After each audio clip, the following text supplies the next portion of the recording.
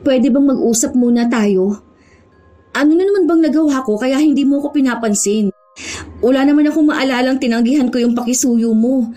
Ano, may nasabi ba ako? Kasi ang alam ko lang, busy tayo nitong nakaraang linggo dahil nga ang daming customer dahil nakasale lahat ng tinda. Tapos bigla mo na lang akong hindi kinausap. Naiinis kasi ako sa'yo. Nagpapakisuyo ako sa'yo nung nakaraan kung pwedeng asikasuhin mo muna yung kausap ko eh. Dahil nga naiihina ako. Tapos ang dami niyang tanong sa akin. Tapos hindi mo man lang ako pinansin. Palibasa, nagiging mayabang ka na dahil halos lahat ng gawain dito alam mo. Kaya mo rin maging cashier. Baka nakakalimutan mo na ako ang nagpasok sa'yo sa trabaho. Nung training mo, ako rin ang nagturo sa'yo. Lahat ng mga alam mo. Lahat yan dahil sa akin. Tapos konting pasalamat man lang wala ako natatanggap mula sa'yo. Dapat nga nung bago ka, matatanggal ka na eh. At kung hindi dahil sa akin, baka wala ka ng trabaho. Tandaan mo ha, kung hindi dahil sa akin, wala ka sa posisyon mo ngayon. Ako pa yung nagturo sa'yo noon kung saan ka kukuha ng requirements. Tapos kung ano mga gagawin mo at pwedeng isagot sa interview. Tapos wala kang pamasahe noon pero pinahiram kita. Tapos kapag konting pakisuyo ko sa'yo, lagi mo akong pinaaandara na busy ka. Hindi naman siguro tama yun. Kapag alam mong may nagawang mabuti sa'yo ang isang tao, tanawin mo naman yun na malaking utang na loob. Matuto ka ring makiramdam kung kailan ka babawi. Hindi yung gusto mo pang isumbat ko sa'yo lahat bago ka matuto. Sadya talaga na may mga tao na mahilig manumbat. Binibilang ang itinutulong nila sa ibang tao. Ganon ang ugali ni Rihanna. Lahat ng gawa niya, kusa man o hiningi sa kanya, binibilang niya at bawat isa ay dapat palitan din ng tulong ng iba. Ito rin ang magiging dahilan para mapunta siya sa isang sitwasyon na makakamtan niya ang parusa ng itim na kapangyarihan. Magbibigay kaya ito ng magandang aral sa kanya o dadamahin ang kaparusahan habang buhay? Siti, pakikuha mo nga ako ng size 7 ng ganitong sandals. Ha? Ikaw na lang kaya? May ginagawa pa kasi ako eh. Isasalansan ko pa kasi itong mga bagong dating na bag. Ikaw na be. Tinulungan kita kanina magbuhat niyan, di ba? Dapat tulungan mo rin ako. Buti nga iisa lang request ko sa'yo eh. Kahapon nga nagpatulong ka sa akin hawakan yung hagdan. Tapos nung isang araw pa nagpakisuyo ka sa akin na magpasabay ng bill ng tubig. Hindi pa yun. Meron din nung last week nung tinulungan kitang kunin yung bag na i-display. Meron pa pala. Yung nagpatulong kang hawakan ko yung manikin dahil i-display mo yung damit. Marami yun ah. Ako naman ang tulungan mo. Hindi pa kasi ako tapos sa ginagawa ko. Para naman akong iba no? Kapag ikaw ang nakikisuyo sa akin, ang dali lang. Pero kapag babalikan mo na yung pakisuyo ko, parang bigat na bigat ka naman. Hindi ako makapasok sa bodega dahil may allergies ako. Kapag maalikabok, hinahatching ako. Ito, size 7 ha. Hindi na lang tumanggi si Siti. Sinunod niya ang kanyang kaibigan na hanapin ang sukat ng sapatos na kailangan ng customer. Matagal na silang magkaibigan. Nag-aaral pa lang sila ng elementarya ay magkakilala na sila hanggang sa naging magkatrabaho. Kaya kilalang kilala na ni Siti si Rihanna. Kaya minsan, kahit nabukal sa loob ni Rihanna ang pagtulong, hindi ito madalas na tinatanggap ni Siti dahil alam na niya ang mangyayari. Walang katapusang panunumbat. Kailangan kapag may itinulong ito sa kanya, babalikan niya rin ng tulong. Maliit man ito o malaki. Sinadyang tulong o hindi. Basta lahat, kwentado ni Rihanna. Isang gabi, pagka-uwi ni Siti sa kanilang bahay, naabutan niya ang kanyang asawa na mukhang katatapos lang patulugin ang 2 taong gulang nilang anak. Oh, bakit naman nakasimangot ka dyan? Hindi, napagod lang ako. Tapos naiinis pa ako. Bakit? May customer ka na naman ba nakaaway? Makaalat na naman ba ang store? Hindi. Si Rihanna kasi panay ang utos sa akin. Kanina pa uwi na lang kami. Tapos naiwan niya yung susi ng bahay niya sa pantry. Ako ba naman yung pinabalik sa loob para kunin? Oh, siya naman pala may kailangan. Bakit kasi ikaw pa ang bumalik sa loob? Kukunin niya yon kapag hindi mo kinuha. Hinayaan mo na lang sana. Wala naman siya magagawa kapag umuwi ka na kaagad eh. Para namang hindi mo yun kilala. Baka kapag nainis yun sa akin, isusumbat na naman niya na siya ang tumulong sa akin para lang magkaroon ako ng trabaho. Ewan ko ba, ganun na ang ugali niya noon. Dati parang napagbibigyan ko pa siya pero iba na kasi ngayon. Parang konting kibot niya lang isusumbat niya na sa akin. Tapos kapag hindi ko naman siya tinulungan, magagalit na siya. Tapos mula no elementary kami, uungkatin niya. Parang may listahan siya ng utang na loob ko sa kanya. Na dapat yun, bayaran ko isa-isa. Huwag mo kasing sundin. Kung isusumbat niya sa'yo, hayaan mo siya. Huwag mo kausapin. Paano naman yung friendship namin? Tagal na namin magkaibigan. Talagang yung friendship niyo pa ang naisip mo? Kung totoong kaibigan ang tingin niya sa'yo, hindi niya bibilangin ang naitulong niya sa'yo. Kaya nga tuwing Pasko, hindi ko nilalapit sa kanya si Jiro Baka mamaya yung ibibigay niyang pera o regalo sa anak natin, isumbat niya kapag laki ng bata. Sabi ko naman kasi sa'yo, huwag ka na muna magtrabaho. Samahan mo na lang ang anak natin dito. Para dalawa kayo ni mamang nagbabantay sa kanya. Saan naman aabuti ng sahod mo? Ni hindi nga natin sigurado kung hanggang kailan yung trabaho mo. Hindi ka naman namamasukan sa isang kumpanya. Nakikisama ka lang naman kina Kuya Robert kapag may pakyawan sila. Minsan walang gawa, kaya wala ka ring trabaho. Ayoko naman na ganun lang tayo palagi. Saka sa panahon ngayon, kahit maliit pa ang anak natin, hindi pwedeng iisa lang ang pinagkukunan ng pera. Pamahal ang bilihin. Humanap ka na lang ng ibang trabaho. Baka meron pa naman dyan sa palengke. O kaya, balik ka dun sa production. Ang layo naman kung babalik ako sa production. Kung dyan lang ako sa Ataw magtatrabaho, pwede kong lakarin papasok at pauwi. Ilang minuto lang ang aabutin. Malaki rin ang tipid. Siguro hanggat kaya kong pakisamahan si Rihanna, baka yun na lang ang gawin ko. Ewan ko, bahala na.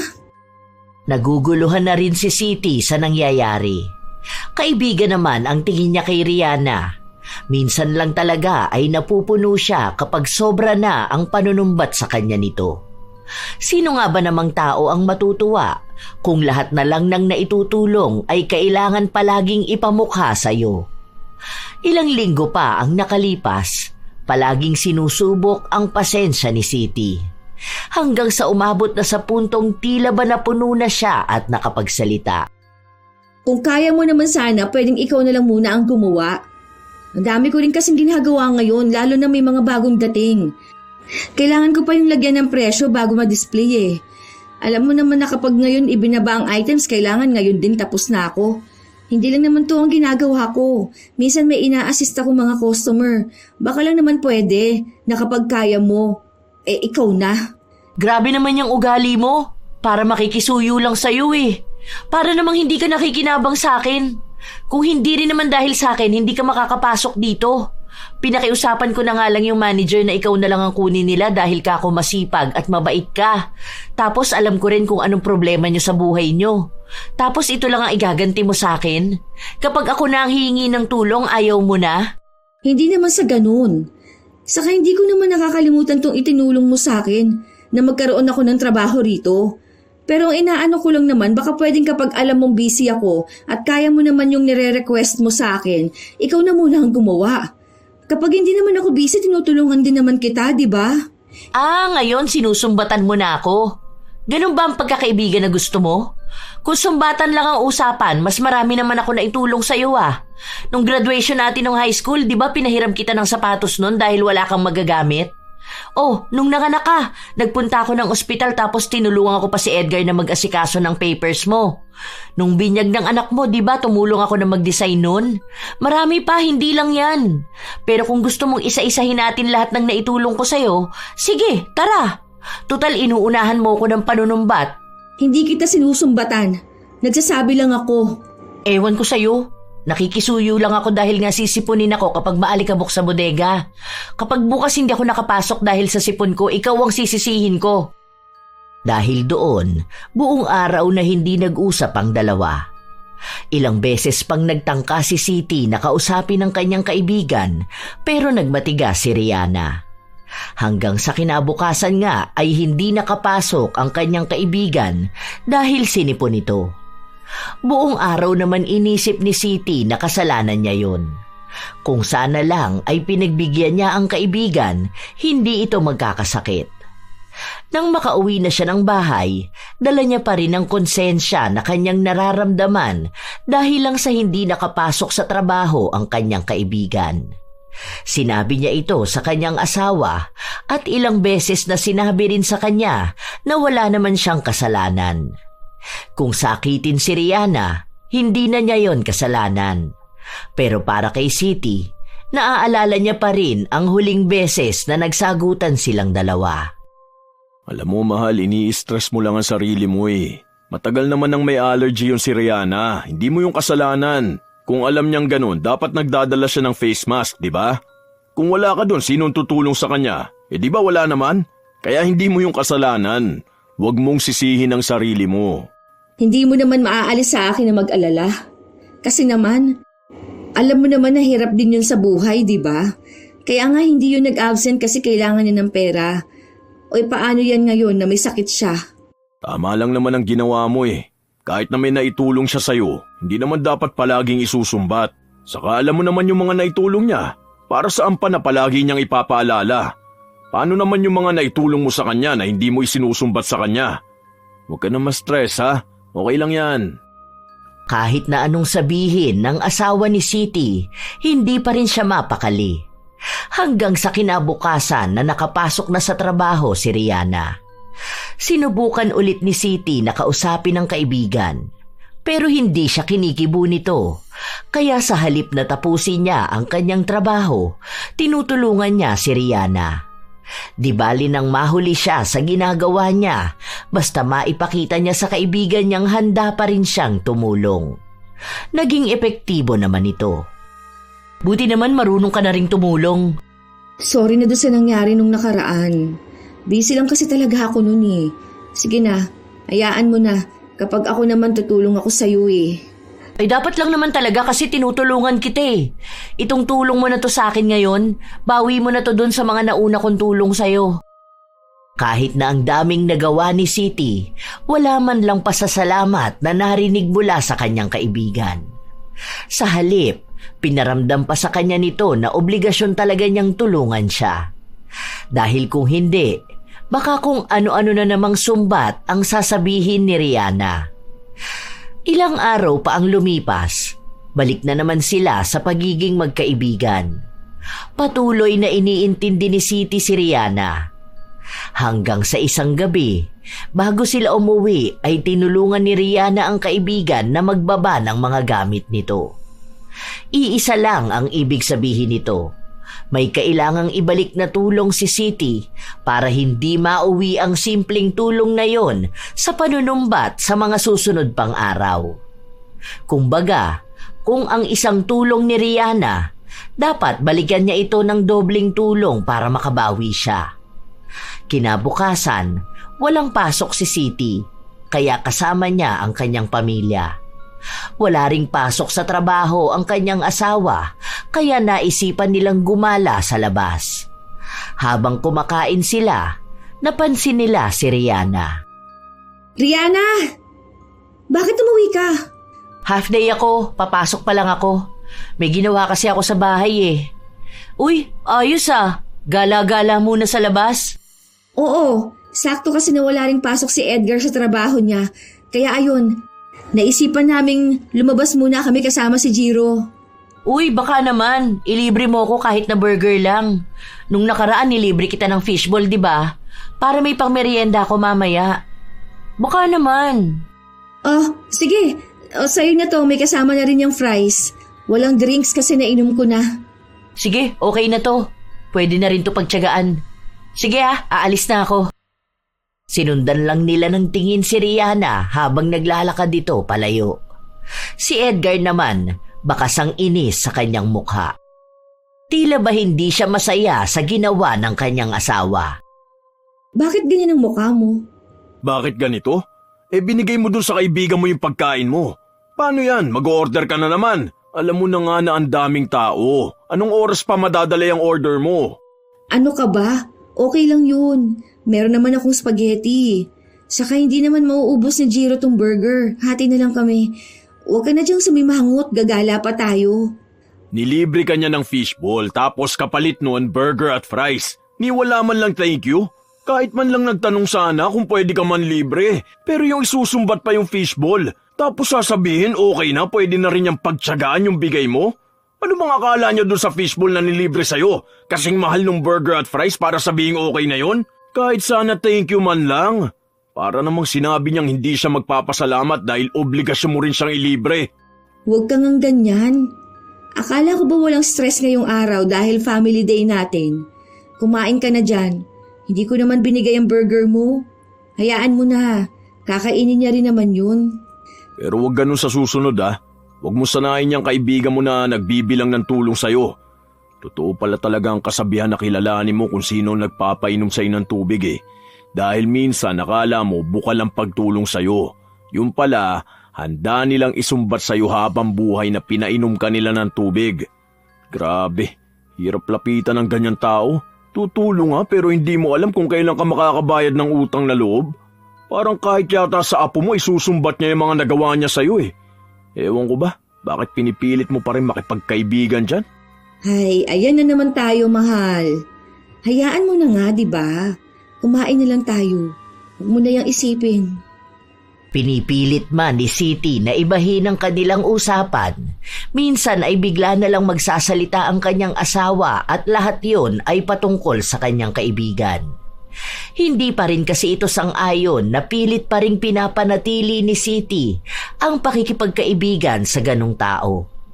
Pero pinapaliwanag naman sa kanya ng kanyang asawa na dahil yon sa tagal na nilang magkakilala. Tila ba lahat ng yugto ng buhay nila ay naroon ang bawat isa. Kaya mahirap talagang putulin ang kanilang ugnayan. Dagdag pang nagtatrabaho sila sa iisang lugar. Kahit na anong gawin nila ay magkikita at magkikita pa rin silang dalawa. Hanggang sa dumating ang isang araw na dinagsa sila ng mga customer dahil nagkaroon sila ng sale. Ang may pinakamaraming nagawang trabaho ay si City. Lagi siyang abala dahil halos lahat ng gawain ay alam niya. Pero ang bagay na yun din pala ang magiging dahilan para magkaroon ulit sila ng alitan ng kanyang kaibigan. Bigla na lang kasing hindi namansin si Rihanna. Pwede bang mag-usap muna tayo? Ano na naman bang nagawa ko kaya hindi mo ako pinapansin? Wala naman akong maalala na tinanggihan ko yung pakisuyo mo. Ano, may nasabi ba ako? Kasi ang alam ko lang busy tayo nitong nakaraang linggo dahil nga ang daming customer dahil nakasale lahat ng tinda. Tapos bigla mo na lang ako hindi kinausap. Naiinis kasi ako sa'yo. Nagpapakisuyo ako sa'yo nung nakaraan kung pwedeng asikasuhin mo muna yung kausap ko Dahil nga naiihi na ako. Tapos ang dami niyang tanong sa'kin. Tapos hindi mo man lang ako pinansin. Palibasa, nagiging mayabang ka na dahil halos lahat ng gawain dito alam mo. Kaya mo rin maging cashier. Baka nakakalimutan mo na ako ang nagpasok sa'yo sa trabaho. Nung training mo, ako rin ang nagturo sa'yo. Lahat ng mga alam mo, lahat yan dahil sa akin. Tapos konting pasalamat man lang wala ako natatanggap mula sa'yo. Dapat nga nung bago ka, matatanggal ka na At kung hindi dahil sa akin, baka wala ka ng trabaho. Tandaan mo kung hindi dahil sa akin, wala ka sa posisyon mo ngayon. Ako pa yung nagturo sa'yo noon kung saan ka kukuha ng requirements, tapos kung ano mga gagawin mo at pwedeng isagot sa interview. Tapos wala kang pamasahe noon pero pinahiram kita. Tapos kapag konting pakisuyo ko sa'yo, lagi mo akong pinaaandara na busy ka. Hindi naman siguro tama yun. Kapag alam mong may nagawang mabuti sa'yo ang isang tao, tanawin mo naman yun na malaking utang na loob. Matuto ka ring makiramdam kung kailan ka babawi. Hindi yung gusto mo pang isumbat ko sa'yo lahat bago ka matuto. Malaki naman talagang utang na loob ko sa'yo. Tsaka ayoko rin naman na may sumbatan tayong dalawa. Kita mo naman siguro na busy ako noon. Hindi na nga ako nakapag-break time ng maayos. Kahit na busy ka, dapat alam mo pa rin ang obligasyon mo sa akin. Obligasyon mong bumawi sa mga naitulong ko sa'yo. Yun naman ang ginagawa ko Hindi lang naman dito sa trabaho ang tulong na ginagawa ko sa'yo. Bakit? Nung nakaraan, di ba? Ako ang sumagot ng pamasahe natin nung umalis tayo. Balikan yun. Tapos ako pa sagot sa merienda natin. Ngayon, isusumbat mo na yun sa akin. Kung magbilangan kaya tayo ng mga naitulong natin sa isa't isa simula nung elementary pa tayo, baka hindi ka pa nakakakalahati ng tulong sa akin. Basta ako, marami akong alam na nagawa kong tulong sa'yo. Ang pangit naman tingnan na magkaibigan tayo pero nagbibilangan tayo ng tulong. 'Di ba? Tulong nga yun eh. Ang ibig lang sabihin nun, kusang ginawa. Bakit kailangan pang suklian yun? Tsaka, kung susuklian man yun, dapat yung taong tinulungan ang kusang gumawa nun. Kasi siya lang din naman ang nakakaalam kung ano lang yung kaya niyang ibalik. Kung hindi man masuklian ng tulong, wag na lang sumama ang loob. Kasi gano'n naman ang buhay. Hindi mo kasi gets. Hindi mo alam kung anong ibig sabihin ng tulong. Kung ganyan ka pala, sana hindi na lang ako naging mabuting kaibigan sa'yo noon. Kung alam ko lang sana na hindi ka babawi sa mga naitulong ko, hindi na lang sana kita tinulungan, di ba? Ang ungrateful mo talaga kahit kailan. Kung alam mo lang, sobrang sama ng loob ko sa'yo. Sa lahat ng tulong ko sa'yo, ganito lang ang igaganti mo sa akin? Hindi na nakapagsalita pa si Siti. Dahil alam niyang hindi rin naman siya pakikinggan ng kaibigan kapag gano'n ang asta nito. Maghihintay na lang siya ng ilan pang mga araw bago niya ulit ito kausapin para maayos nila kung ano man ang problema. Pero halos 1 buwan nang hindi sila nagkikibuan. Gumagawa naman ng paraan si Siti para maging maayos silang dalawa. Kahit na hindi hingiin ni Rihanna ang tulong niya, ay tinutulungan niya pa rin ito. Pero nagmamatigas pa rin ang kanyang kaibigan.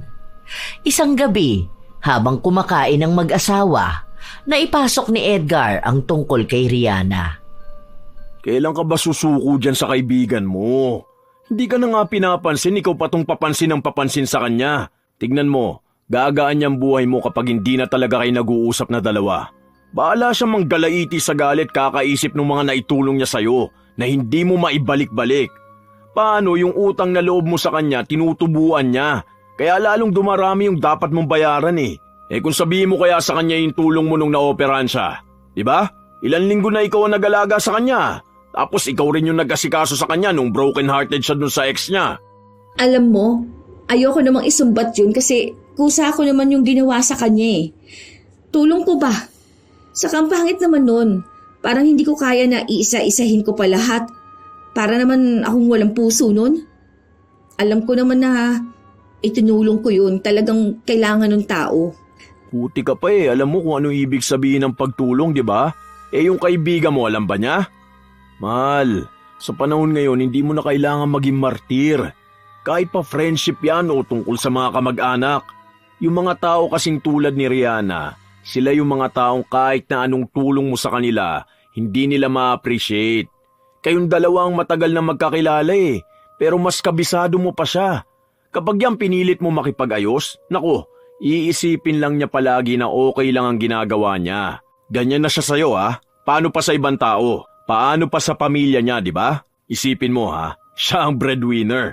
Ano na lang ang panunumbat niya sa mga kapatid niya? Naawa kasi ako sa kanya. Ako lang ang kaibigan niya tapos hindi pa kami magiging maayos dalawa. Saka mabait naman talaga siya. May ugali lang talaga siyang ganun. Kasi baka iniisip niya na ganun naman kapag tumutulong.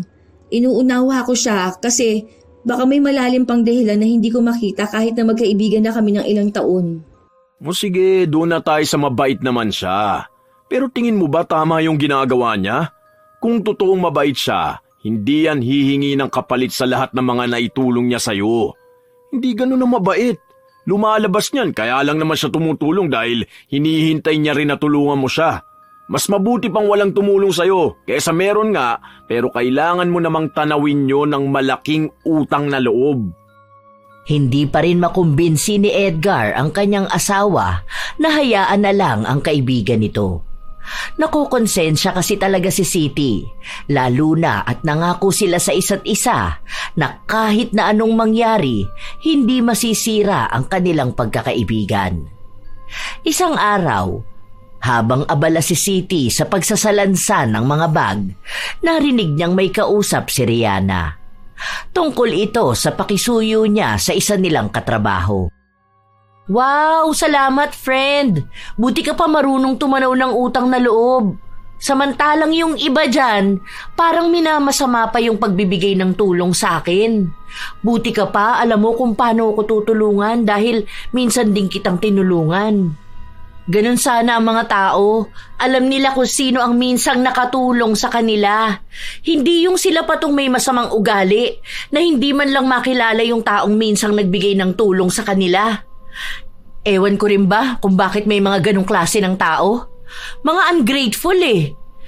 Basta kayo ha, huwag kayong gagaya sa ganong tao. Baka wala nang handang tumulong sa inyo balang araw. Halata naman kung sino ang pinariringgan ni Rihanna. Pero hindi na yun binigyang pansin ni Siti. Hindi naman siya pumapatol sa mga parinig dahil mas nais niyang kausapin siya ng maayos. Isang gabi bago sila umuwi, may naiwan sa loob si Rihanna. Dahil takot siya sa dilim, hindi siya makapasok. Wala na ang iba nilang katrabaho. Ang naiwan na lang ay ang gwardya na hindi naman pwedeng iwan ang pwesto. Yun ang nakitang pagkakataon ni Siti para magkaayos na sila ng kaibigan niya.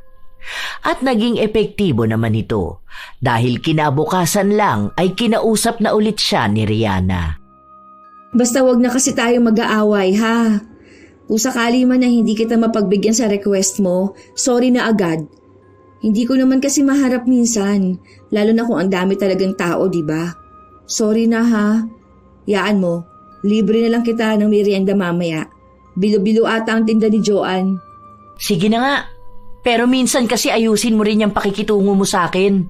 Feeling ko kasi sinasadya mo minsan na hindi ako pansinin o tulungan eh. Yan tuloy, wala ko nagagawa kundi bilangin ang mga naitulong ko sa'yo noon. Ang dami pa naman ng mga yon. Yung iba nga hindi ko na masyadong tanda. Pero alam kong simula pa noon, ako na ang maraming naitulong sa'yo. Hindi naman sa ganun. Minsan talagang busy lang ako. Alam mo naman kapag may ginagawa ako, katulad ngayon, wala akong gawa kaya, andito ako, tinutulungan ka. Huwag nating sisirain ang friendship natin ha. Naging maayos silang dalawa dahil mas pinili ni Siti na unawain ang kanyang kaibigan. Nagpatuloy ang ilan pang mga linggo na palaging inuuna ni Siti ang kanyang kaibigan kaya naaapektuhan na rin ang kanyang dapat na gawain. Dahil doon, ilang beses siyang napagalitan ng kanilang amo. Sinabihan pa siyang baka tanggalin siya sa trabaho kung wala siyang ibang ginawa kundi ang maging tamad. Kahit na ang totoo ay hindi naman siya tamad, sadyang ibang trabaho ang ginagawa niya para lang hindi magalit ang kanyang kaibigan.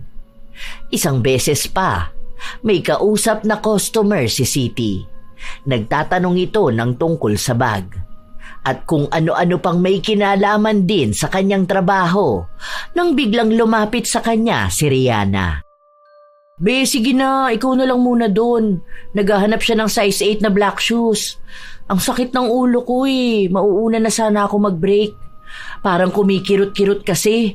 Tutulog din muna ako saglit. Ikaw na doon ha. Wait lang. May pinapaano pa sa akin si ma'am. Pero sige, pagkatapos ko rito puntahan ko doon. O kaya sabihan mo siyang lapit na lang siya rito kapag may itatanong siya. Ang akala ni Siti ay mabilis lang din ang pinapagawa sa kanya ng customer na pumipili ng bag. Pero napatagal ito lalo pat nagpapaabot ito ng bag na nakasabit. Hindi naman niya pwedeng iwan basta dahil mukhang marami rin itong bibilhin. Hanggang sa nawala na sa isip niya ang bilin sa kanya ni Rihanna.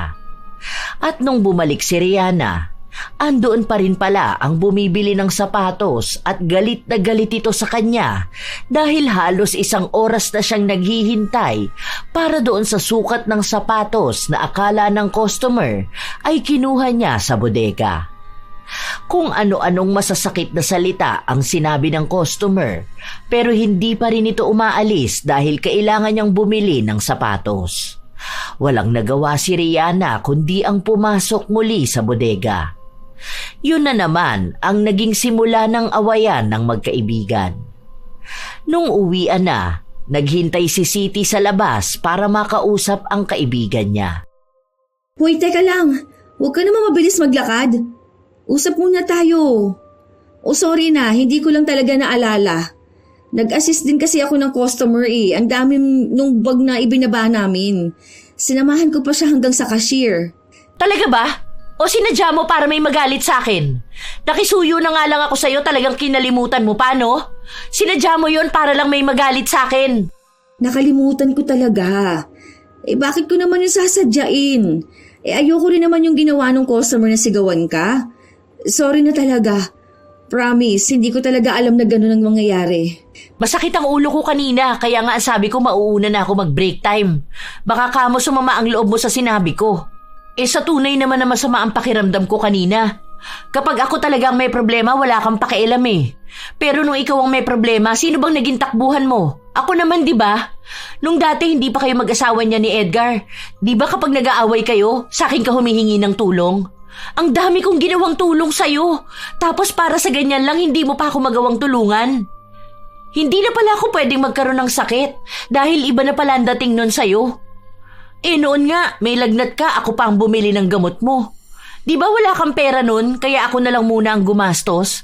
Tapos lahat pala ng tulong ko sa'yo, wala lang. Ganito lang ang igaganti mo sa akin? Pero totoo naman ang sinabi ko. Hindi ko rin naman kasi alam na nagsabi ka pala doon sa customer na kukuha ka ng sapatos sa bodega. Ang sabi mo lang kasi pumipili pa siya ng sapatos. Saka may iba naman doon na pwede mong pakisuyuan. Andoon naman si Lourdes, di ba? Ang sabihin mo, tamad ka kapag ako na ang tutulungan mo. Ang simple lang nun kukuha ka ng sapatos sa bodega tapos ibigay mo.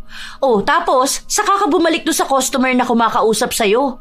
Simpleng bagay lang sana yun kaso ayaw mong gawin kasi nga, ako ang nanghihingi ng tulong na parang hindi mo alam kung anong mga naitulong ko sa'yo noon. Nung wala ka nga ako naglinis ng pwesto na inaayos mo. Hindi mo yun alam kasi wala ka nga nun. Hindi ko na dapat sasabihin sa'yo Ewan ko ba kung bakit ganyan ka? Sa sobrang walang utang na loob mo, hindi mo nakikita ang mga ginagawa ko at mga sakripisyo ko. Ang hirap magkaroon ng kaibigan na tulad mo. Buti pa nga yung iba kapag natutulungan ko sila, ang bilis nilang bumawi. Ikaw, ang dami na nga nung nagawa ko, wala pa rin para sa'yo. Hindi ko alam kung may naitulong ka ba sa akin. Kasi ang alam ko talaga, ako lang lahat. Oo, alam ko naman na marami kang nagawa sa akin. Ayoko naman na umabot na naman tayo sa sumbatan. Kasi ako, hindi ko ugaling bilangin kung anong mga naitulong ko sa isang tao. Basta alam ko kapag tinulungan ko siya, yun na yun. Wala na akong pakialam kung tutulungan niya rin ba ako o hindi. Kahit na maging magkaaway kami nung tao na yun, hindi ko isusumbat yung ginawa ko. Kasi una sa lahat, ginawa ko nga yun Ibig sabihin okay lang sa akin. Hindi na para bilangin ko pa at pagdating ng araw isisingilin ko siya. Umisip ka pa talaga ng paraan kung paano maipaglalaban yung pagiging walang utang na loob mo? Kahit naman ata sinong tao maisusumbat ang ginawa nila kung ang kaharap nila yung taong tinulungan nila pero mukhang baliwala lang lahat ng ginawa nila. Hindi naman baliwala yung mga tulong mo sa akin noon. Kasi hanggang ngayon naman sobrang nagpapasalamat pa rin ako sa'yo. Sadya lang sigurong hindi lahat kailangan sabihin mo o ipaalala mo sa isang tao kung paano mo siya tinulungan. Kasi ako, kahit na hindi mo sabihin sa akin, alam ko kung anong itinulong mo. Tanda ko yun. Pero sana ikaw rin tanda mo kung anong itinulong ko sa'yo. Na hindi lahat kailangan pang ipaalala sa'yo na para bang yun na rin ang kabayaran mo ng mga nagawa mo. Sana naman sa susunod, kung tingin mo hindi makakabawi ng utang na loob ang isang tao, huwag mo na lang tulungan para hindi nagkakaroon ng problema.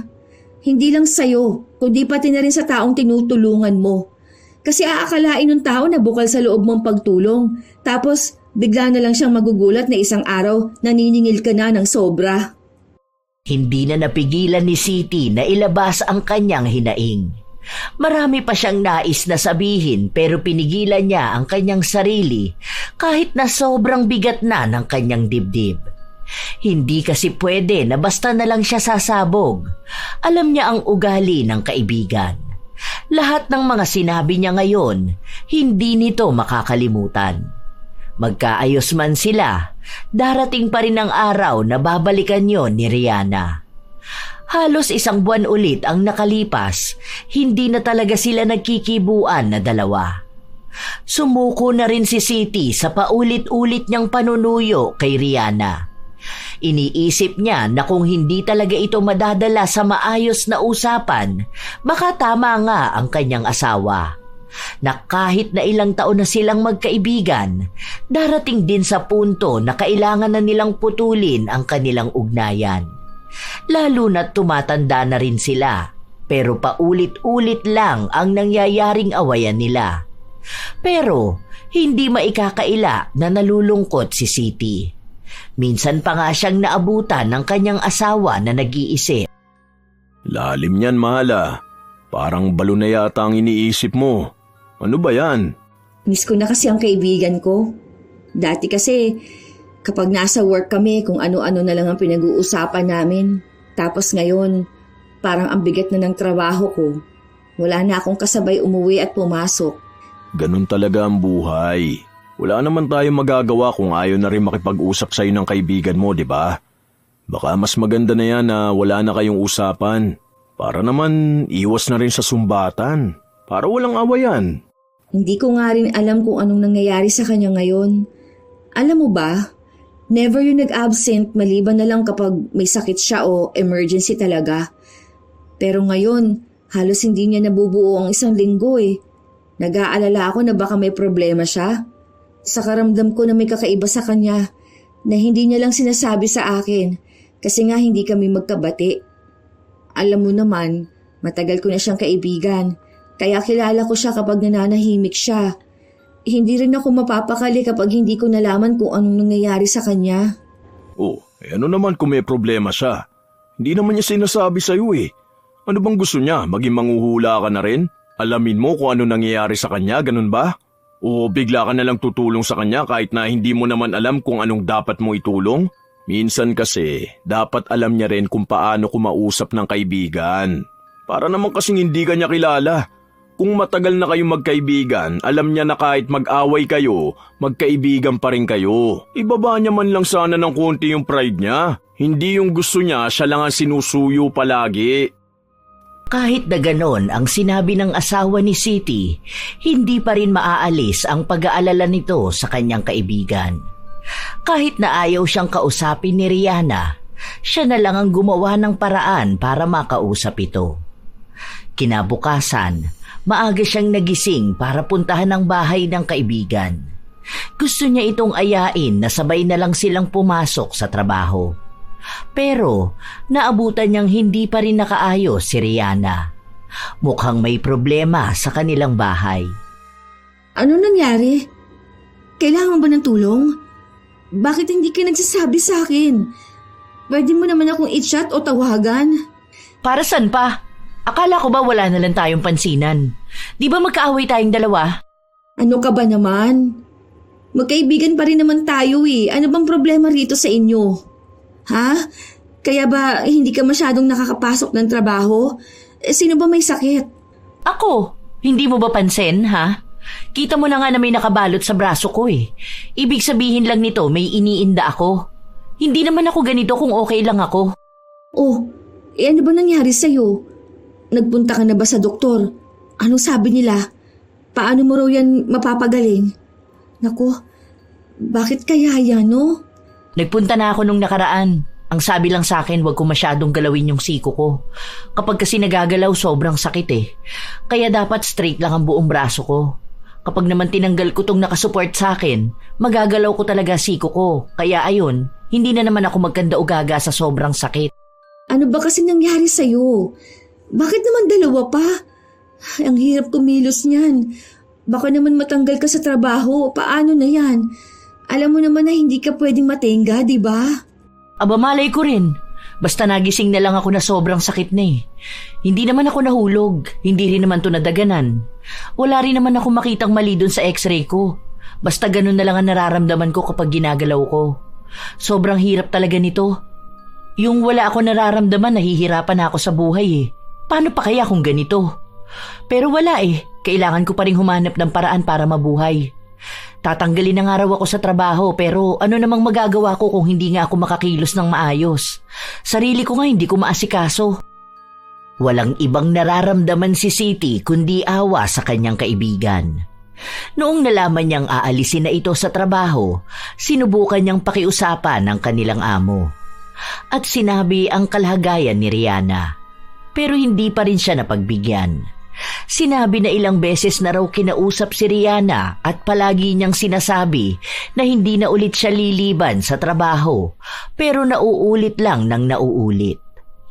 Habang nasa trabaho si Siti, wala siyang ibang inaalala kundi ang kanyang kaibigan. Naiisip niya pa lang na nawalan na ito ng trabaho ay naaawa na siya. Alam niyang hindi man sabihin sa kanya ni Rihanna ang problema na iniisip niya, ramdam naman ito ni Siti. Wala naman kasing ibang maaasahan ang pamilya ng kanyang kaibigan. Kaya ngayon na may sakit si Rihanna at nawalan pa ng trabaho, alam niyang damay-damay ang buong pamilya nito. Para muling magkaroon ng trabaho si Rihanna, nag-isip ng paraan si Siti. Kinausap niya ang ilan niyang mga kakilala na baka pwede nilang kunin si Rihanna. Sige na ate, masipag naman yun sa totoo lang. Pero sa ngayon kasi may sakit siya. Pero kung hindi naman masyadong magalaw ang siko niya, ayos lang yun.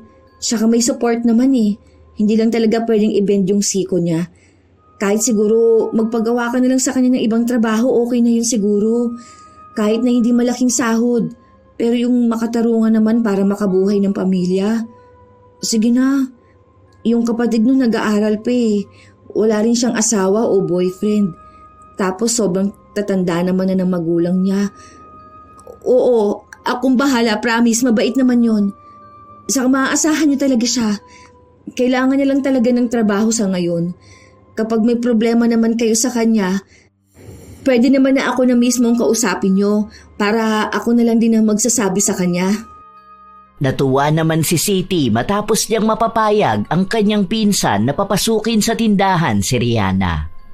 Dahil doon, agad na umuwi si Siti para lang ibalita sa kanyang kaibigan ang bago nitong trabaho. Hindi man humingi ng tulong sa kanya si Rihanna, alam niyang ito ang pangunahing kailangan ng kaibigan. Magaan lang ang work doon. Baka maging ano ka lang, tagakuha ng bibilihin. Mini grocery yun. Mabait naman yung pinsan ko na yun. Tsaka nasabihan ko na rin siya ng kalagayan mo. Alam ko kilala mo yun. Nakita mo na yun noon sa bahay eh. Si Ate Rina. Alam ko kasi na kailangan mo ng trabaho saka problemado ka. Ayoko naman na lalo kang ma-stress kasi may sakit ka na nga. Baka kung ano pang mangyari sa'yo. Sana naman gumaling ka na, no? Buti naman hinanapan mo ako ng trabaho. Naalala mo siguro na ako ang dahilan kaya nagkaroon ka ng trabaho. Kaya ngayon bumabawi ka na rin sa akin. Ganyan dapat ang tamang gawain. Kung alam mong naipasok kita sa trabaho, ikaw naman ang gumawa ng paraan para ako naman ang magkaroon ng trabaho. Kasi ako nga ang nagpasok sa'yo. Tapos ako naman yung biglang nawalan ng trabaho, di ba? Siyempre naman. Ano ba naman ang magkaibigan tayo? Alam ko rin naman kung anong pangangailangan mo. Sige, bukas papasok na ako doon. Ano na palang nararamdaman mo ngayon? May iniinom ka bang gamot? O anong sabi ng doktor sa'yo? Kailan daw pwedeng alisin yung support na yan? Wala naman sinabi sa akin kung kailan ko pwedeng alisin. Basta ang sabi lang kung maaari, huwag ko nga raw masyadong gagalawin. Ewan ko ba rito? Hindi naman ako umiinom ng gamot eh. Dahil hindi naman nakakatulong sa akin. Ang mahal kaya ng gamot tapos wala naman kaming pera. Yung mga magulang ko, yung gamot nila ang inuuna ko. Sana naman gumaling ka na para makapasok ka na ulit sa mas magandang trabaho. Pinakiusapan ko nga si boss, pero ang sabi sa akin pwede ka naman daw sanang bumalik. Pero kung maayos ka na, hindi ka naman daw makakapagtrabaho na maayos kung ganyan ka. Hindi lang daw ikaw ang mahihirapan, pati yung mga katrabaho mo. Ganyan din ako noon nung pinakiusapan ko si boss na ipasok ka. Mabuti naman natuto ka ng magbalik ng mga ginagawa ko sa iyong tulong. Baka naman ngayon pwedeng ako naman ang pautangin mo. Ako naman ang tulungan mo. Kasi dati nung nanganak ka, ako naman ang tumulong sa'yo at nagpautang sa'yo eh. Baka naman pwedeng ako naman ngayon ang tulungan mo. Oo, sige. Pautangin kita. Huwag ka mag-alala. May extra pa naman ako eh. Mukhang kahit na bukal sa loob ni Siti ang kanyang pagtulong sa kaibigan, si Rihanna ay nagbabawas naman ng naitulong niya sa kaibigan. Hanggang sa lumipas ang ilan pang mga linggo, hindi pa rin matukoy ang tunay na dahilan kung bakit bigla na lang nagkaroon ng kakaibang sakit si Rihanna. Hanggang sa mukhang lumalala pa ito Dahil minsan, kahit hindi niya ginagalaw ang siko, kusa itong sumasakit at wala na siyang ibang magawa kundi ang umiyak na lang. Natanggal ulit siya sa trabaho, kaya naghanap ng bagong mapapasukan ng kanyang kaibigan. Pero katulad sa mga nauna ay natatanggal din siya. Mga mababait na ang amo na yon, pero sadyang hindi nagiging maayos ang pagtatrabaho ni Rihanna at natatakot din ang mga yon na makatanggap ng reklamo dahil pinagtatrabaho nila ang taong dapat ay namamahinga sa bahay. Problemado na naman si Siti kung paano niya tutulungan ang kaibigan. Oh mahal, gising ka pa? Anong oras na oh? Akala ko pa naman tulog ka na. Anong ginagawa mo dyan sa cellphone mo? Oh, ang taas pa ng brightness mo. Ano ba kasi yan? Hindi ka pa matulog. Baka sumakit naman ang mga mata mo niyan. Hindi. Naghahanap lang ako ng trabaho na pwede kay Rihanna. May mga pinagtatanungan din ako. Oh, akala ko ba pwede siya dun sa sinasabi mo nakakilala mo? Natanggal na naman ba? Kailan ba siya nagsimula dun? Hindi pa naman siya nag-start doon. Pero kasi tumawag sa akin kanina. Tapos sinabi na hindi na lang nila kukunin. Kasi naaawa sila na baka hindi rin makapagtrabaho na maayos. Baka kung ano raw ang mangyari at sila pa ang managot. Wala na ako ibang kilala Itong mga nakikita ko naman sa Facebook. Ang lalayo naman ng mga to. Hindi naman pwedeng mag-commute si Rihanna. Anong oras na? Baka naman pwedeng bukas mo na lang hanapan ng bagong trabaho yung kaibigan mo. Ikaw naman ang hindi nakakapagpahinga dyan sa ginagawa mo Wala ka naman pasok bukas. Hindi nga kasi ako makatulog kakaisip. Mamaya na, ikaw ang matulog dyan dahil may pasok ka pa bukas. Baka ikaw pa ang magkasakit dahil dyan sa ginagawa mo Kung wala siyang mahanap na trabaho, baka kailangan muna niyang gumaling. Ngayon ang dami mo nang ginagawa para sa kanya. Siguro naman hindi na yung magre-reklamo sa'yo na wala ka na itutulong sa kanya, no? Kapag nagkaroon na ng sumbatan, mas marami nang isusumbat mo sa kanya. Hindi lang perang naitulong mo ilang beses mo na rin siyang ipinasok sa trabaho. Kumpara sa ilang beses niyang sinusumbat sa iyo na ipinasok kanya sa iisang trabaho. Ano ka ba naman, mahal? Hindi ko naman na iniisip yung ganyan. Hindi ko na kailangang isumbat sa kanyang naitulong ko. Tsaka kailangan niya ako ngayon. Alam mo naman na pabayaan ko siya, di ba? Yun na nga Ikaw na ang tumutulong sa kanya ngayon. Di hamak na mas malaki na ang utang na loob niya sa'yo. Hindi niya pwedeng sabihin na pambayad mo yan sa mga ginawa niya sa'yo Baka kaya siya nagkakaganyan dahil wala na siyang ibang ginawa kundi ang manumbat. Ngayon, mas kakailanganin niya palang tulong ng iba, di ba? Buti siya nagkaganon. At kung ikaw yun baka habang buhay kang may babayaran sa kanya. Huwag kang magsalita ng ganyan. Hindi pa rin maganda ang nangyari sa kanya. Kung alam mo lang kung anong sitwasyon ng buhay niya, kaya nga awang-awa ako sa kanya O na, sige na. Basta matulog ka na Bukas na yan. Hindi yung panay siyang iniintindi mo. Tapos ni pasalamat, hindi mo marinig sa kanya. Kasi ang akala niya, obligasyon mo talaga siya. Buti na lang mabait ka. Dahil kung nakatapat siya ng tao na mahilig manumbat gaya niya, ay nako, baka mahiya na siya kada tutulungan mo siya. Sa mga araw na lumipas, walang ibang taong maaasahan si Rihanna kundi ang kanyang kaibigan lang. Lalo't hindi pa nga siya makahanap pa ng trabaho. Minsan, hindi siya makabangon ng higaan dahil sa sobrang sakit ng kanyang siko. Isang araw, walang pasok sa trabaho si Rihanna at naroon siya sa bahay ng kanyang kaibigan. Kumain ka na muna. O ito, ako nagluto nito. Paborito mo to para maparami ang kain mo. Sabi sa akin ng kapatid mo, isang beses nga lang kayo nakakakain. Tapos minsan hindi ka pa kumakain ng maayos. Bakit nandito ka sa akin? Yung anak mo nandun sa bahay niyo. Dapat siyang inaasikaso mo, hindi ako. Dapat hinahayaan mo na lang ako rito sa bahay. Kahit paano kaya ko naman ang sarili ko Hindi pa naman ako ganong kabaldado. Wala siya dyan. Andun kina mama. Kaya ako lang mag-isa ngayon sa bahay. Wala rin naman kasi akong gagawin kaya nagpunta na ako rito. Pinaglutuan ko na rin kayo. Wala pala yung kapatid mo. Nasa trabaho raw. O akala ko ba nag-aaral yun? Magpahinga ka na lang sana. Isang araw na nga lang ang day off mo nagpupunta ka pa sa akin para alagaan ako. Pwede ka naman na doon sa bahay nyo. Matulog ka o kaya manood ka na lang ng movies. Hindi naman ako makakapag-relax at enjoy nang hindi iniisip ang nangyayari sa'yo. May nakausap pala ako. Pwede ka sana dun mag-work kaso lang wala pa raw yung boss. Hindi raw sila makapagdesisyon. Paano naman ako makakapagtrabaho nito? Hindi nga ako masyadong makagalaw ngayon. Ang dami ko nang ang utang sa'yo Magkano na rin yun? Hindi ko alam kung kailan ako makakabayad. O kung makakabayad pa ba ako. Lalo na ngayon, kita mo naman hindi makapaghanap buhay. Ano ka ba? Hindi naman kita sinisingil, di ba? Ibig lang sabihin, okay lang sa akin kahit na saka mo na ako babayaran. Hindi naman ganun kalaki ang utang mo. Ang naipapautang ko lang naman kasi sa'yo kung ano lang yung kaya ko.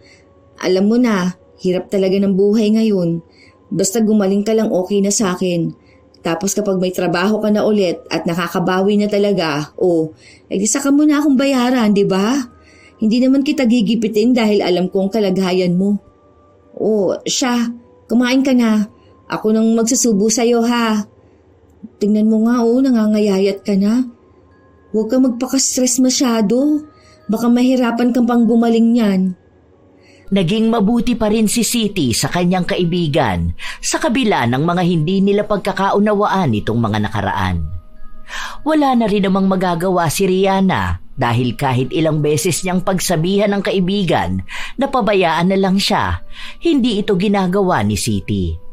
Minsan, kapag umuwi ng maaga si Siti, una pa niyang pinupuntahan ang bahay ng kanyang kaibigan para masigurado na maayos ang kalagayan nito. Hinahayaan na lang siya ng kanyang asawa dahil kahit naman sawayin siya, hindi pa rin naman siya nakikinig. Mas pipiliin niya pa ring tulungan ang kaibigan. Dahil para sa kanya, hanggat kaya niya ay tutulong siya. Hindi siya naghahangad ng anumang kapalit. Hanggang sa isang araw, umuwi si Siti galing sa trabaho at naabutan niya ang kaibigan na nasa labas lang ng bahay nila. Malayo ang tingin at mukhang malalim ang iniisip. Ayos ka lang ba? Hindi. Mukha bang ayos lang ako? Kita mo nga na nakasimangot ako May ayos ba na ganito ang itsura? Bakit nasa labas ka ngayon? Baka naman magkasakit ka niyan. Alam mo naman na sipunin ka, di ba? Nagdala ka man lang sana ng pamandong mo. Ano bang iniisip mo? Marami. Hindi ko na alam kung ano nangyayari sa buhay ko. Alam mo yung hindi ko alam kung may patutunguhan pa ba ako? Hindi ko na alam. Ang gulo ng buhay ko. Ang gulo ng utak ko. Hindi ko alam kung hanggang kailan ako ganito. Habang tumatagal kasi, lalo ko nagiging walang kwenta. Alam mo yun, ikaw ang dami mo nang naitulong sa akin. Hindi ko alam kung paano ko na yun ibabalik.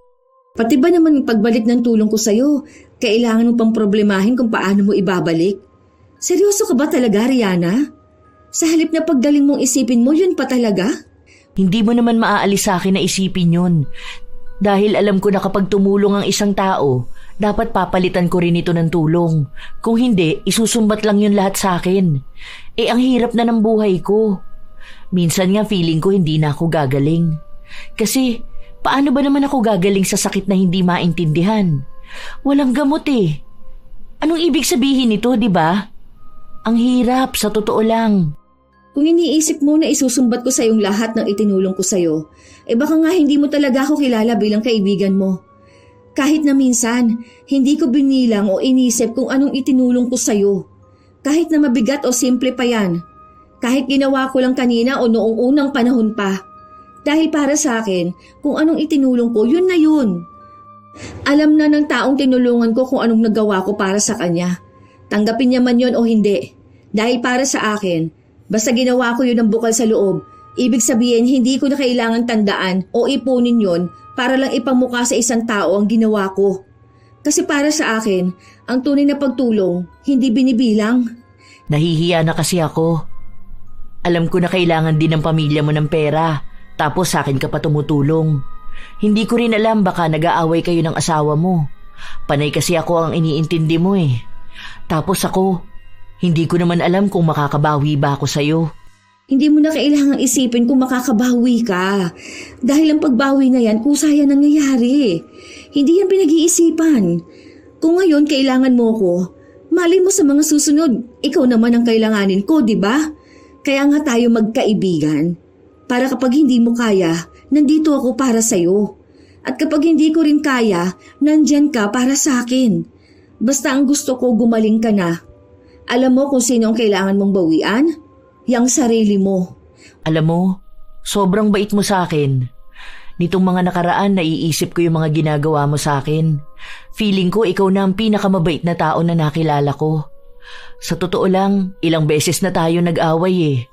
Tapos hanggang ngayon kaibigan pa rin ang turing mo sa akin. Ang dami ko pa namang atraso sa'yo. Ni minsan hindi mo pinaramdam sa akin na naging pabigat ako sa'yo. Na baka habang ganito ang nararamdaman ko, bigla mo ko singilin ang mga naitulong mo sa akin. Tapos ganito pa ang nangyari sa usapan natin. Ang isang bagay pala na hindi ko nasasabi sa'yo. Ang pasasalamat ko sa mga nagawa mong tulong sa akin. Ang dami mong sakripisyo, pero hindi mo yun pinapaulit-ulit sa pagmumukha ko. Salamat talaga sa lahat, ha? Wala yun. Ang sabi ko nga, magkaibigan tayong dalawa. Basta para sa akin, ang pagkakaibigan natin ang mas mahalaga sa akin. Kaya nga kahit na hindi tayo magkasundo minsan, hindi pa rin kita matiis. Pangako, hindi na ako manunumbat ng mga naitulong ko. Dahil sa huli, ako pa rin pala talaga ang may malaking utang na loob sa'yo. Salamat talaga, ikaw ang naging kaibigan ko.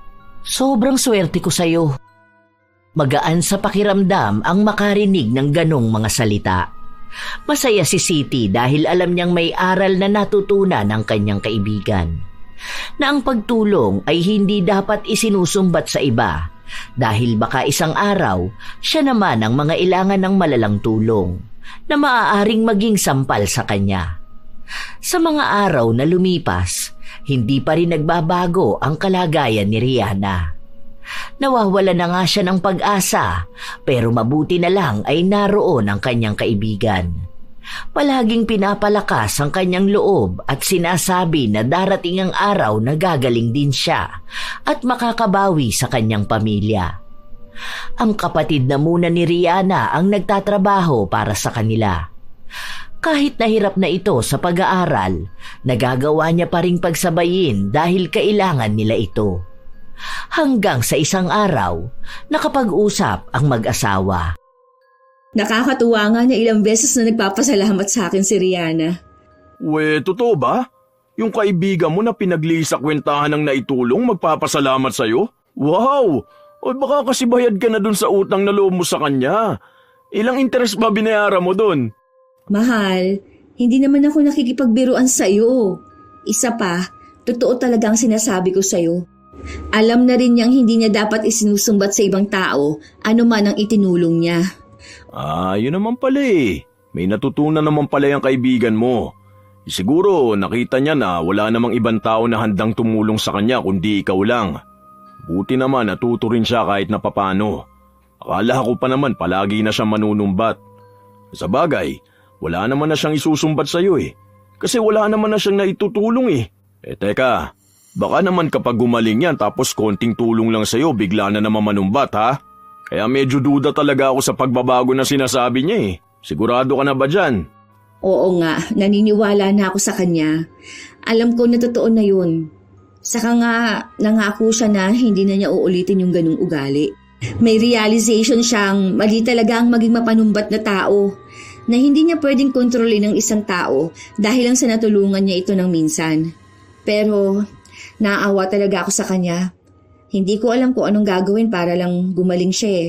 Gusto ko na siyang maging maayos. Kasi alam kong hirap na siya eh. Hindi lang sa gastusin sa bahay nila, kundi pati na rin yung nararamdaman niya. Hindi siya makatulog, hindi siya makakilos. Madalas naiisip niya na wala na siyang kwenta. Siyempre, kapag ganun ang usapan namin, ramdam ko rin ang lungkot niya. Ay, ano kayang pwedeng gawin ko, no? Mahal, may aaminin sana ako sa'yo eh. Pero huwag ka magagalit sa akin ha. Depende. Ano bang sasabihin mo? Basta huwag ka magagalit ha. Ano nga yun?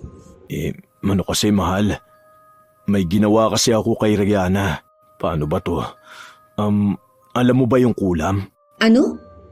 Huwag mo sabihin pinakulam mo siya. Mahal naman. Ano ba naman yung naisip mong gawin? Bakit mo yung ginawa? Wala naman kasi kung choice eh. Paano? Naiinis na ako sa kanya. Alam ko naman yung mga pinagsasabi niya sa'yo. Minsan kapag uutang siya, nababasa ko yung chat niya. Magsasabi siya na siya naman ang tulungan mo ngayon kasi nga 'di ba nung walang-wala tayo pinapautang ka niya. Para sa akin, ang pangit naman na mabasang parang lahat na lang dapat isingit niya yung naitulong niya. Sa inis ko, ayun, may nakita akong mangkukulam. Tapos pinakulam ko siya. Ano ka ba naman, mahal? Hindi ka na naawa doon sa tao? Alam mo na nga na siya na lang ang inaasahan ng pamilya nila tapos ganyan pang ginawa mo? Alam mo bang ang laki ng epekto nito sa kanya? Tapos ikaw, alam mo naman na masama ang magpakulam. Para ka na rin sumamba niyan sa kadiliman na. Uy, paano yan ngayon? Paano kung ipapaalbularyo natin siya? Tapos paano kung sa'yo na mapunta yon? Ay, hindi ka naman nag-iisip bago gumawa ka ng desisyon? Oo, sabi ko huwag kang magagalit eh. Paano kasing hindi ako magagalit sa'yo? Yung ginawa mo nga hindi tama. Hindi lang si Rihanna ang apektado nun, pati na rin ikaw. Ang sabi naman sa akin ng mangkukulam, pwede ko naman daw talaga yung ipabawi kung sakali man.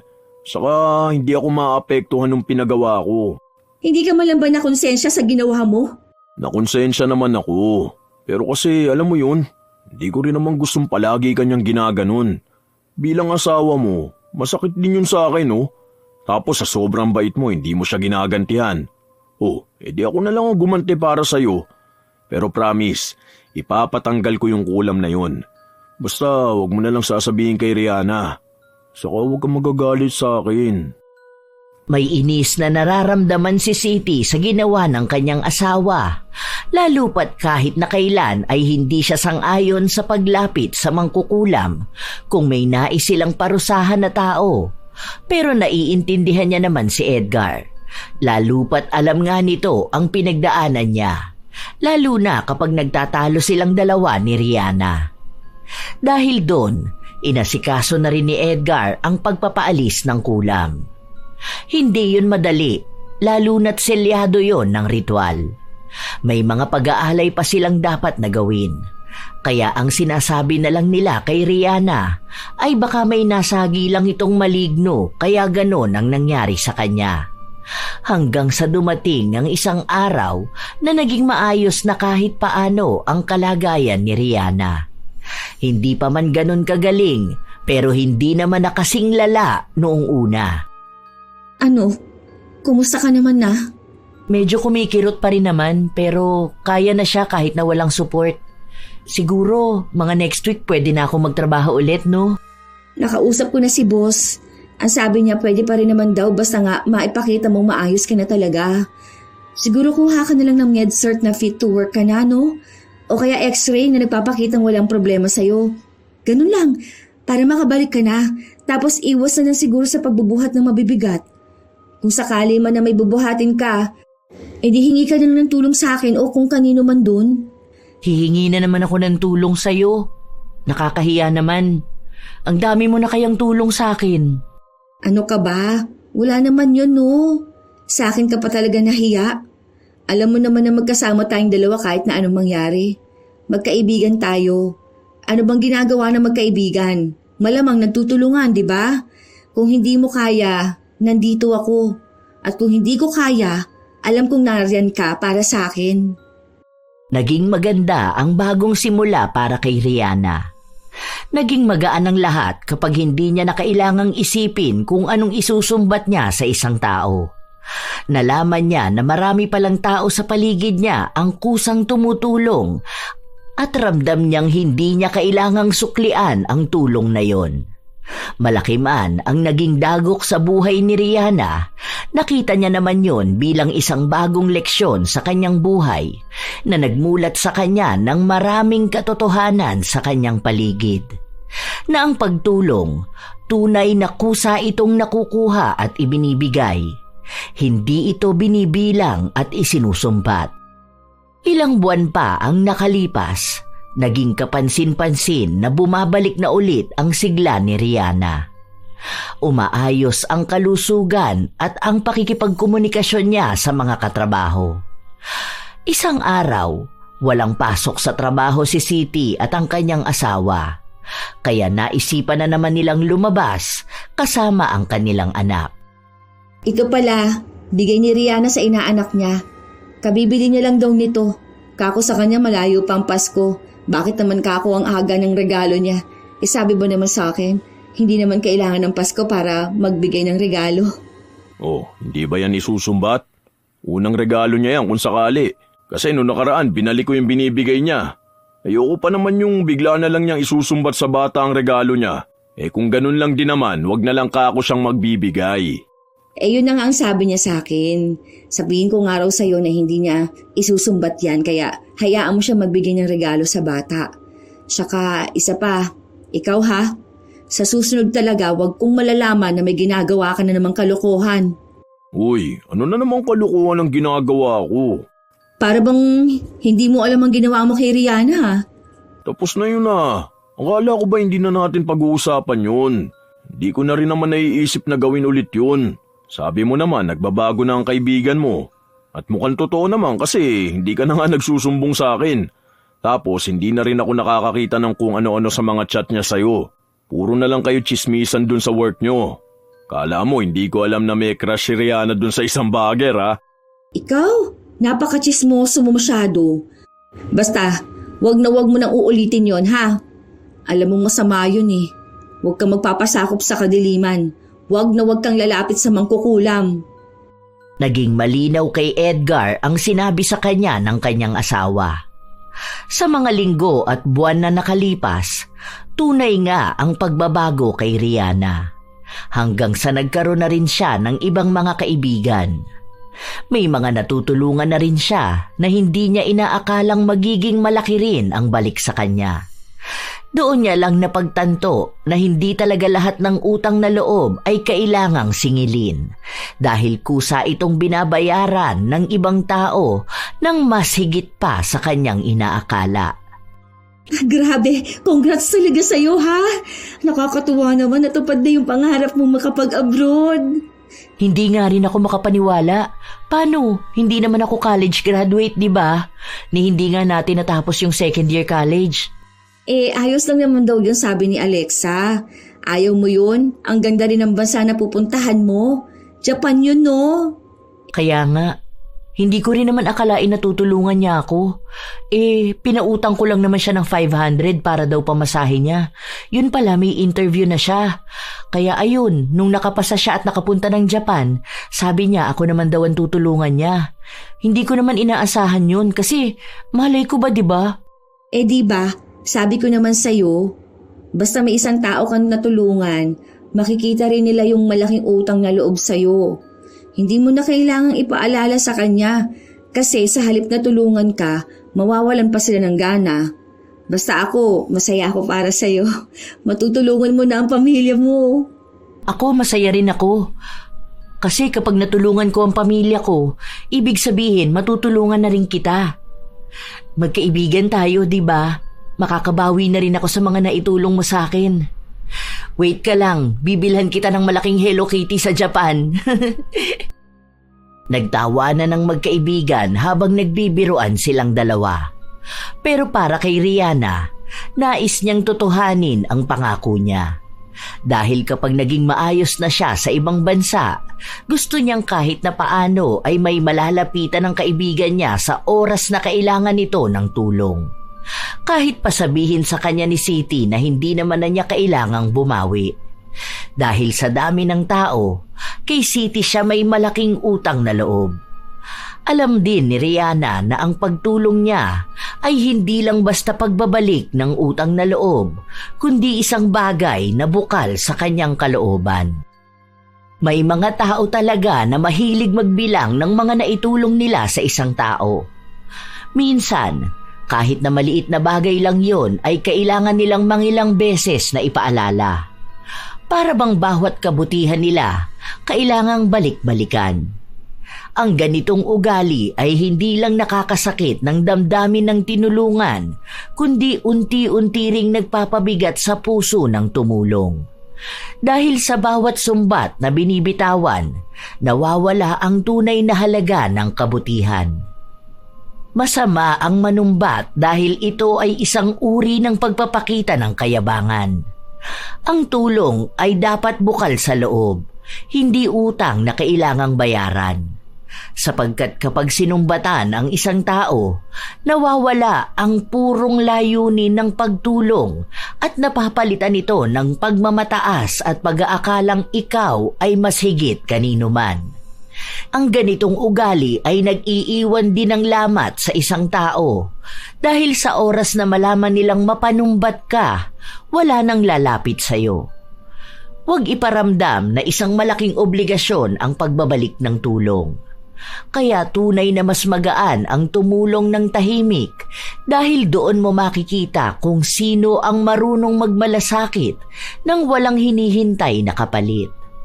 Minsan, sapat na ang pasasalamat na hindi na kailangan pang hangarin na magkaroon ng utang na loob dahil lang sa simpleng pagtulong. Hindi kailangang ipaalala sa iba ang kabutihang ginawa dahil kung totoo itong kabutihan, kusa itong tatatak sa puso ng taong tinulungan. Tandaan na tumulong ka dahil gusto mong magpagaan ng buhay ng iba, hindi dahil gusto mong ipamukha ang kabutihan mo.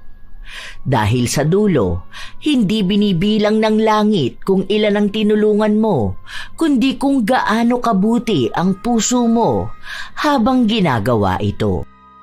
Alam ko na marami sa inyo, mga apo, ang may kakilalang tao na mapanumbat. Mapakaibigan man ito o kapamilya. Pero tandaan natin na kailanman ay hindi maganda ang ganitong pag-uugali dahil kung isusumbat lang din ang ginawa, mas mainam na wag na lamang tumulong. Kaya kung kayo ay may ganitong karanasan o anumang komento tungkol sa ating bagong kwento, ibahagi nyo naman yan at naway may aral kayong napulot. Shout out sa ilan sa mga masusugid na tagapakinig ng mga istorya ni Lola Telang.